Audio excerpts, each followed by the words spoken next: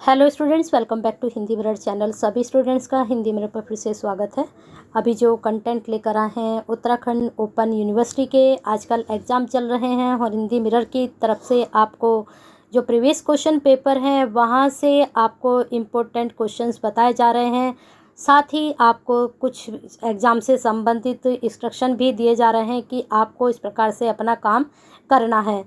आज की वीडियो शुरू करने से पहले कुछ आपके साथ डिस्कस करना है। जो हमारे हमारे क्या आप ही का चैनल है हिंदी मिरर, एक परिवार है आपका और हमसे मिलकर बना है। इस परिवार में आजकल जो कमेंट आ रहे हैं, कुछ इस तरह के कमेंट आ रहे हैं कि मैडम इस वीडियो में से कुछ आप जो बता रहे हो उसमें से कुछ नहीं आ रहा है। तो उनके लिए मेरा एक सजेशन है कि वो सेल्फ स्टडी कर सकते हैं। अगर आपको लगता है कि नहीं आ रहे हैं तो सेल्फ स्टडी कर लीजिए आप। लेकिन हिंदी मिरर आपको पैटर्न बताता है कि आपको किस तरह से अपनी तैयारी करनी है।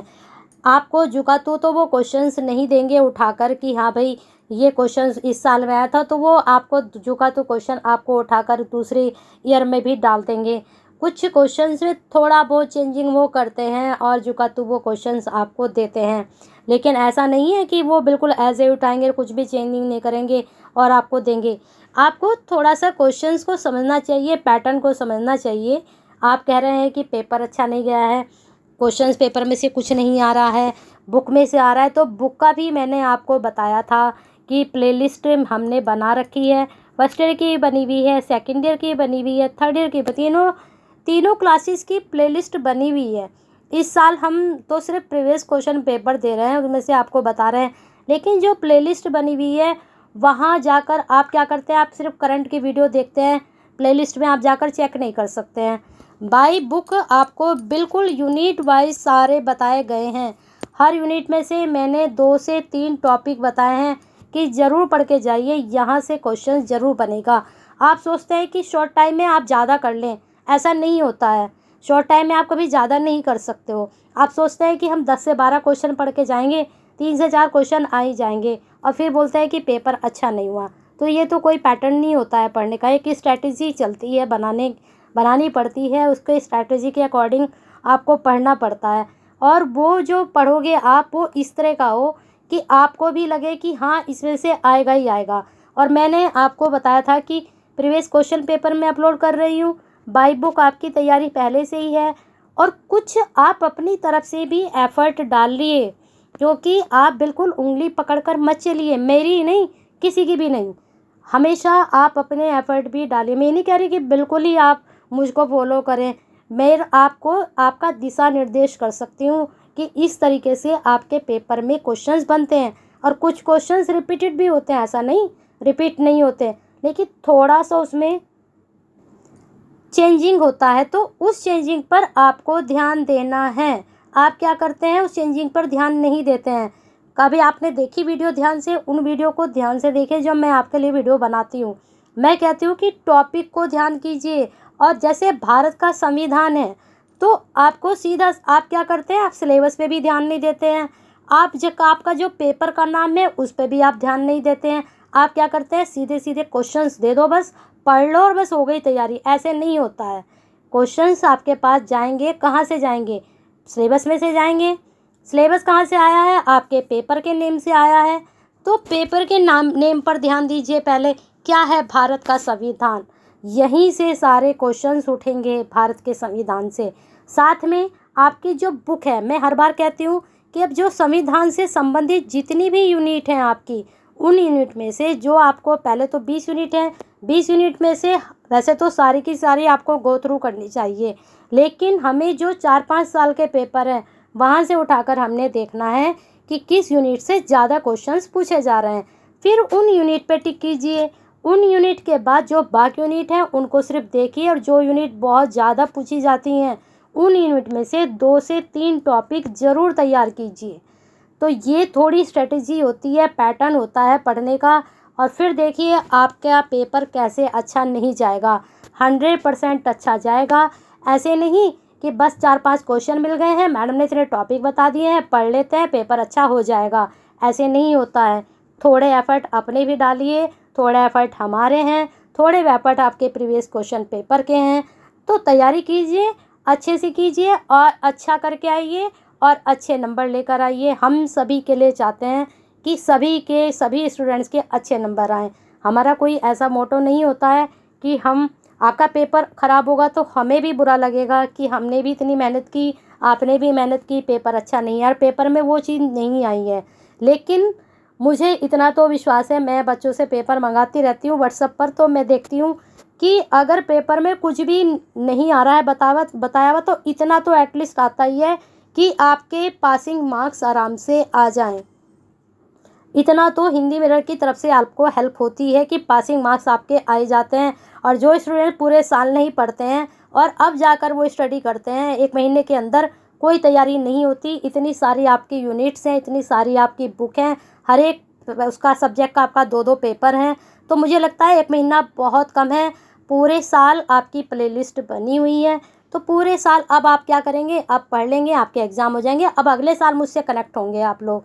तो ऐसा करें, आप पूरे साल थोड़ा थोड़ा उन जो प्लेलिस्ट बनी हुई है वहाँ से पढ़ते रहिए। आप अपनी बुक मत उठाइए, कुछ भी मत उठाइए, थोड़ा बहुत उनको देखते रहिए और अपनी तैयारी करते रहिए। चलिए शुरू करते हैं आज की वीडियो। थोड़ा आज का ये ज़रूरी था आपको समझाना, पैटर्न, स्ट्रेटेजी, और आपके भविष्य के लिए बहुत अच्छा था जो मैंने आपको बताया है। थोड़ा इस पर ध्यान दीजिए और चलिए शुरू करते हैं। चलिए शुरू कर दीजिए। आप भी लाइक करना और शेयर करना, क्योंकि आप कहीं ना कहीं जब शेयर करते हैं तो अपने जैसे ही स्टूडेंट्स की आप केयर करते हैं, तो शेयर कीजिए, केयर कीजिए। और हिंदी मिरर की वीडियो का आप बेनिफिट्स उठा रहे हैं तो प्लीज़ सब्सक्राइब ज़रूर करें, क्योंकि कोई भी आप तक इतना कंटेंट पहुंचने के बाद आपसे कुछ और भी चार्ज नहीं लिया जा रहा है, तो एक सब्सक्राइब तो आप कर ही सकते हैं, कर दीजिए। चलिए क्वेश्चन शुरू करते हैं। तो थोड़ा ध्यान रखना, जो चीज़ें मैंने आपको बताई हैं तो उसको अगर आप लेकर चलेंगे तो डेफिनेटली आपका पेपर बहुत अच्छा जाएगा। पहला प्रश्न बन रहा है, भारतीय संविधान कठोरता और लचीलेपन का अद्भुत मिश्रण है। सिर्फ कथन लिया गया है और यहाँ से क्या पूछ लिया गया है कि जो हमारा भारतीय संविधान है वह कठोर है या फिर लचीला है। तो इन दोनों के बारे में पढ़ लीजिए, संविधान कठोर है या फिर लचीला है। ठीक है, चलते हैं। भारत एक पंथ निरपेक्ष राज्य है, तो हमें किसको फोकस करना है, पंथ निरपेक्ष को। आप जाइए, यूनिट में ज़रूर मिलेगा आपको। मौलिक अधिकार से आप क्या समझते हैं, इम्पोर्टेंट है। राज्यपाल की भूमिका पर प्रकाश डालिए। एक चीज़ आपको बता दूं, राज्यपाल के कर्तव्य, राज्यपाल के कार्य, राज्यपाल की भूमिका, राज्यपाल का निर्वाचन, सब कुछ पढ़ना है। राष्ट्रपति का भी कौन कौन से कार्य हैं, राष्ट्रपति का निर्वाचन कैसे होता है, दोनों को ज़रूर पढ़ के जाइएगा। दोनों में से 100% क्वेश्चन आपका पूछा जाएगा। ठीक है, जिसमें हम 100% कहते हैं तो लगता है मुझे कि ऐसा होगा ही नहीं कि वहाँ से आपका क्वेश्चन ना बना हो। ऊपर इसलिए आए हैं कि आपको बता देते हैं कि 2019 का ये पेपर है। पेपर का नाम मैंने आपको बता दिया है। चलिए आगे चलते हैं। आगे प्रश्न आपका बन रहा है, इधर ही है। चलिए 5th क्वेश्चन आपका है। 1 मिनट, थोड़ा कुछ गड़बड़ है शायद, ये एक ही है यहाँ पर, ये हो चुके आपका एक, तो इन्होंने 5वां क्वेश्चन नहीं आया इसमें। ठीक है, कोई बात नहीं। चलिए हम शॉर्ट क्वेश्चन देख लेते हैं यहाँ पर।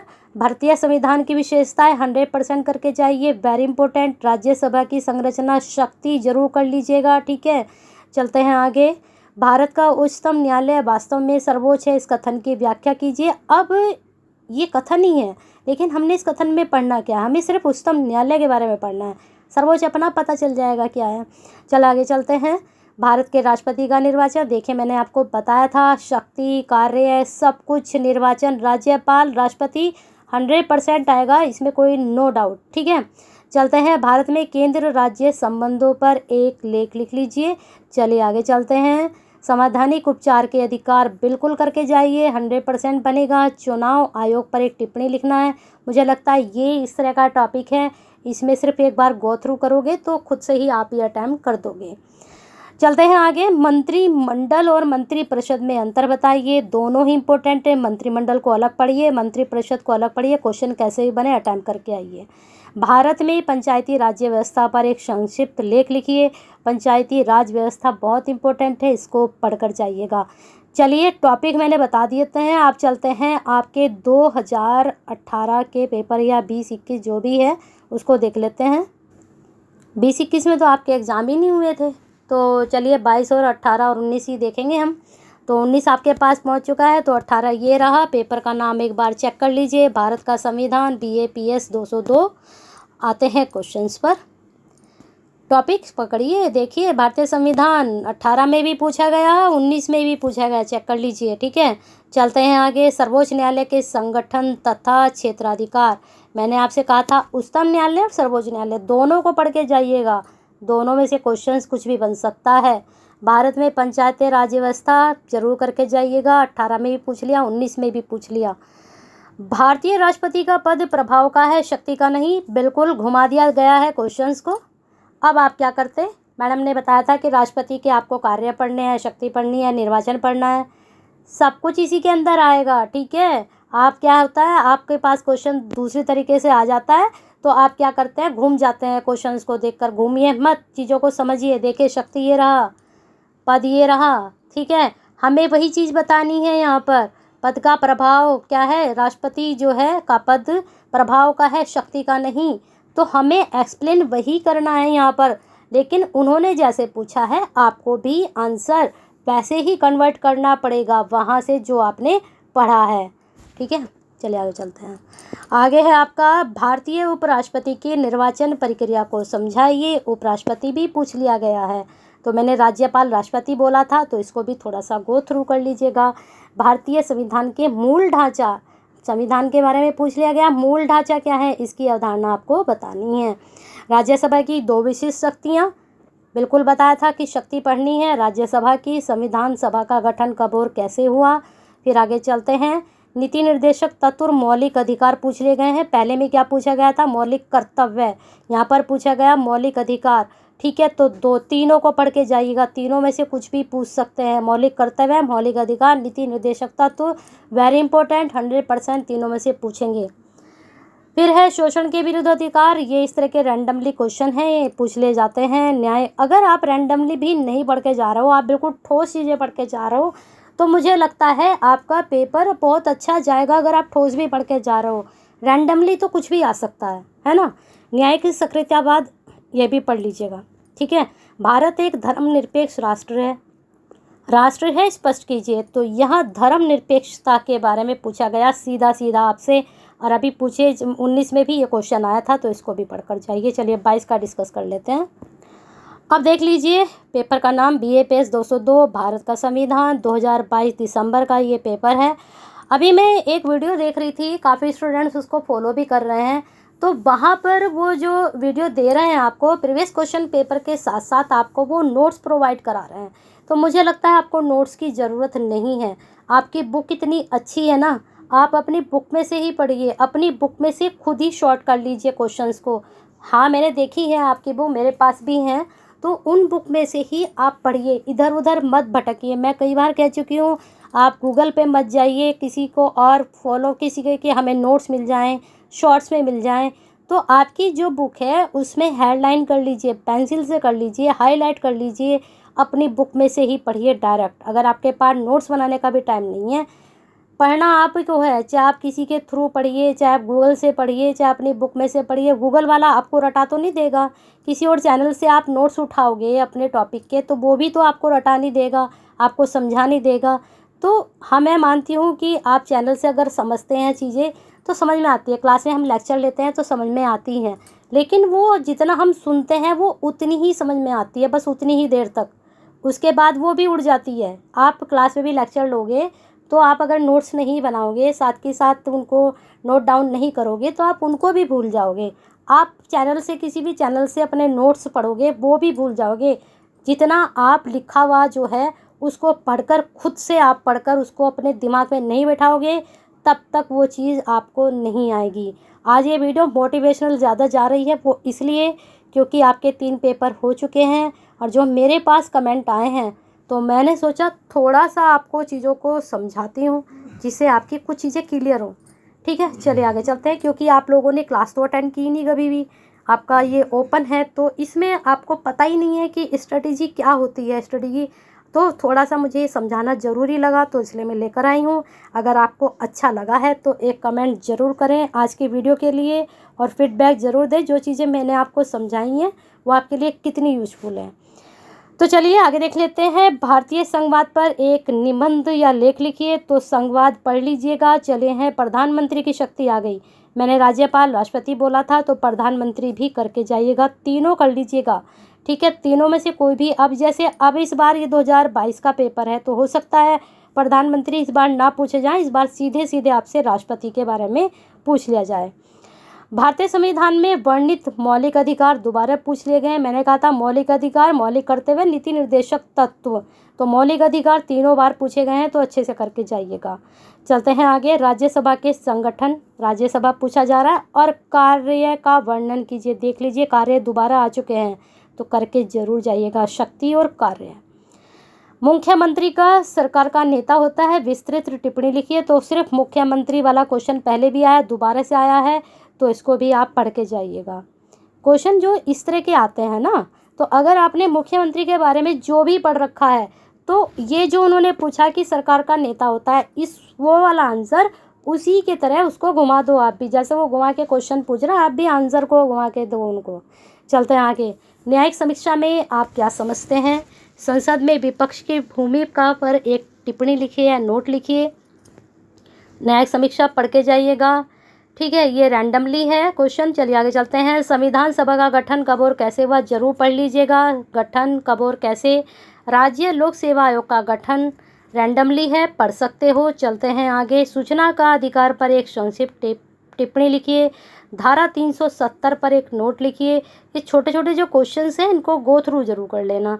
भारत में राष्ट्रपति का निर्वाचन किस प्रकार होता है, राष्ट्रपति। अब इस तरह के जो क्वेश्चन है, जो आपके ठोस क्वेश्चन है, अगर आप वो भी पढ़कर जा रहे हो ना, तो आपको अच्छे नंबर लाने से कोई नहीं रोक सकता है। क्योंकि आपको यूनिवर्सिटी ने जो पेपर बना के दिया है, उसमें काफ़ी चॉइस हैं। तो उन चॉइस में आप ऐसी चॉइस करके जाइए कि आपका क्वेश्चन आए ही आए। ठीक है। लोकसभा के स्पीकर के बारे में एक संक्षिप्त टिप्पणी लिखिए। तो ये वीडियो हो चुकी है ख़त्म, और बहुत लेंथी भी हो गई आज की वीडियो। कुछ चीज़ें समझानी बहुत ज़रूरी थी आपके लिए। तो चलिए तैयारी कीजिए, और परसों आपका पेपर है, उसके लिए बेस्ट ऑफ लक सभी के लिए। और साथ में एक लाइक ज़रूर कर दीजिए, शेयर कर दीजिए। वीडियो बहुत ज़्यादा देखी जाती हैं, लेकिन लाइक मेरे पास 30 से 35 ही पहुंचते हैं, और वीडियो हमारी 1K से पार हो रही हैं। तो प्लीज़ 1K लाइक ना हो तो कम से कम 100 से ऊपर तो लाइक पहुंच ही जाएं। तो देखते हैं आज कितने लाइक आते हैं और शेयर कितने होते हैं।